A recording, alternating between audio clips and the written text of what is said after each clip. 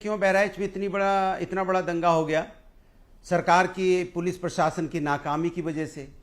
उनके अगर वो पुलिस वहाँ पे मुस्तैद होती, वहाँ पे एलआईयू अगर पूरी तरह काम कर रही होती, इंटेलिजेंस डिपार्टमेंट पूरी तरह काम कर रहा होता, पुलिस मुस्तैद होती, चौकन्नी होती, तो ये घटना नहीं होती। अगर वो लड़का जो रामगोपाल मिश्रा जी, कितनी उसकी उम्र थी? 21-22 साल।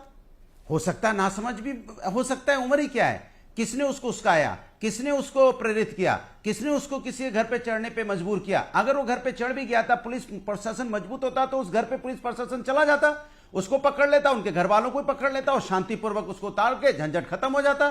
लेकिन पुलिस प्रशासन तो वहां था नहीं ना। जब पुलिस प्रशासन नहीं होगा तो इस तरह की घटना हो गई। उसके बाद अगर ये घटना हो गई, फिर पुलिस की जिम्मेदारी बनती थी कि कोई अप्रिय घटना ना हो। उसके बाद कितने निर्दोषों के घर जलाए गए, कितने लोगों की दुकानें जलाई गई, 1-1 करोड़ लोगों का नुकसान हो गया। वो कौन लोग थे जिनका घर जला, जिनकी दुकानें जली, जिनका ट्रैक्टर जला, जिनकी मोटरसाइकिल जली? उनका क्या दोष था? उन्होंने क्या नुकसान किया था? उनको वो क्यों भेंट चढ़ गए इसमें? वो तो आम आदमी थे ना, तो वो भी बच सकते थे। तो आप क्रोनोलॉजी समझिए। पहले पुलिस अपना कार्य पूरी तरह से नहीं करती, जिम्मेदारी नहीं निभाती। जब पुलिस अपनी जिम्मेदारी नहीं निभाती होती, इस तरह की अप्रिय घटना हो जाती है, इस तरह की मौत हो जाती है। बिल्कुल नहीं होना चाहिए, दुखद है। मैं तो कहता हूं आज अगर पुलिस मुस्तैद होती, अगर वहां नहीं चौकन्नी होती, तो आज रामगोपाल मिश्रा जी हमारे बीच में होते। इंटेलिजेंस इनपुट सही एक होता सेकंड और दीजिए। अगर वहां पर सुरक्षा पहले से होती तो इतनी बड़ी घटना नहीं होती। यानी ये दंगों का दाग जो है वो सपा लगातार भाजपा पे लगा रही। ठीक है अनुराग जी, एक बार उनको जवाब देने दीजिए। हाँ नहीं, 2 सेकंड नहीं 1 सेकंड रुकिए आप। अभी सुधा मिश्रा जी भी है मेरे साथ। पहले एक बार हीरो वाजपेयी जी जवाब दें, उनको आवाज वैसे भी कम आ रही है। बोलिए हीरो वाजपेयी। भारतीय जनता पार्टी का मानना है जो भी अधिकारी एक करके पॉइंट्स में आगे उन पर कार्रवाई की गई, लेकिन बार बार सपा का इस दंगा के बारे में चर्चा करना उपचुनाव से पहले वो दर्शाता है कि एक वर्ग विशेष का वोट एक तरफ कर दो, हिंदुओं को खांचे में बांट दो और उपचुनाव की ये रणनीति बना लो जो पिछली बार भ्रमजाल था वो टूट चुका है। हार दिखते हुए इस दंगे को वो मुद्दा बना रहे। जो लोग कानून व्यवस्था के दोषी हैं उन पर कठोर कार्रवाई हो रही और जो अधिकारी फेल्योर रहे हैं उन पर भी कार्रवाई हुई है। सरकार किसी भी ऐसे अक्षम अधिकारी को बख्शने के मूड में नहीं है। अनुराग जी, किसी भी 10 सेकंड बात रखिए, फिर मैं सुधा जी रामगोपाल मिश्रा की बात करते हैं, लेकिन ये उनकी बात नहीं करते, उसको मारा क्योंकि एक तरफ संतुष्टिकरण तुष्टिकरण चलता रहा। हीरो वाजपेयी जी ठीक है। हाँ, अरे जवाब बात सुन लीजिए। देखिए, मैं ये मुद्दा नहीं बना रहा हूं, ये इन्हीं के विधायक हैं वहां पे बहराइच में। सुरेश्वर सिंह क्या बोला उन्होंने बोला कि जब उस बच्चे की जब वहां पे इस तरह की घटना हो गई, जब हमारा बेटा पहुंचा तो पथराव और मेरी पे मारपीट की कोशिश, पथराव किया गया।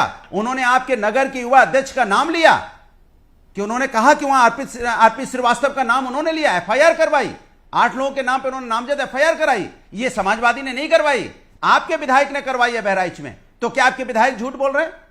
क्या आप अपने विधायक को बोल दीजिए झूठ बोल रहे हैं, ऐसी कोई घटना नहीं हो रही थी उनके ऊपर में, बोल दीजिए। अगर आप ऐसा बोलेंगे तो एफआईआर क्यों की पुलिस वालों ने? अगर पुलिस ने एफआईआर की तो कोई तो बात हुई होगी। इसलिए कह रहे हैं कि आप अपनी नाकामी छुपाने पर आप बहस कर रहे हैं और बार बार दंगे की बात कर रहे हैं, इसमें एकदम साफ है एक वर्ग विशेष पे बहस करें, बात तो यही है। हिंदुओं को फिर वर्ग विशेष यहाँ कहाँ से आ गया? यहाँ बात हिंदुस्तान की हो रही है। मैंने आपसे क्या बोला? मैंने आपसे क्या बोला?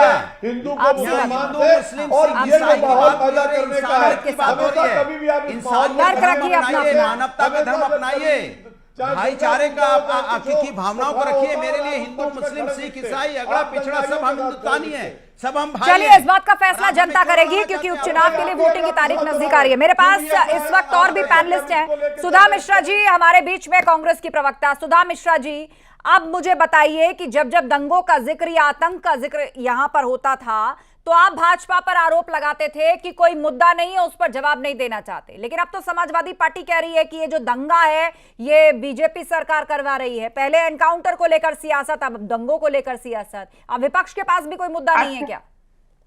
आस्था जी अपडेट कर दूं आपको कि 7:45 पे हिंदुस्तान की खबर है, योगेश यादव जी की एफआईआर दर्ज हो चुकी है और भाजपा के नेता ने, जो विधायक है मैसी के विधायक सुरेश्वर सिंह ने, बीजेपी के ही नेताओं पे एफआईआर दर्ज करवाया है। अपडेट हो जाइए। ये जो हम कहते हैं तो मानते विपक्ष में है, इनका खुद का विधायक वो सीधे कह रहे हैं नाम लेके और एफआईआर दर्ज हो चुकी है। अपडेट करिए, विपक्ष पे कोई सवाल खड़ा मत करिए। हम जो लगातार पहले कह रहे थे वही अब इनके खुद के विधायक कह रहे हैं। और पुलिस ने एफआईआर दर्ज किया है, नामजद दर्ज केस हो चुका है। ये नया अपडेट है मंडे का। और ये लोग लगातार सपा, कांग्रेस और हम क्या क्या करते हैं क्या नहीं करते हैं, सरकार इनकी, पुलिस इनकी, प्रशासन इनका, कर्तव्य इनका, अधिकार इनका, और प्रश्न किस पे? विपक्ष पे। अरे मुझे एक बात समझ में नहीं आती है कि अगर दंगा नहीं होता है इनके सरकार में, तो या तो ये सरकार चला रहे हैं झूठी, या जनता के जनादेश को धोखा दे रहे हैं। इनकी सारी बातों में आप देखेंगे विरोधाभास।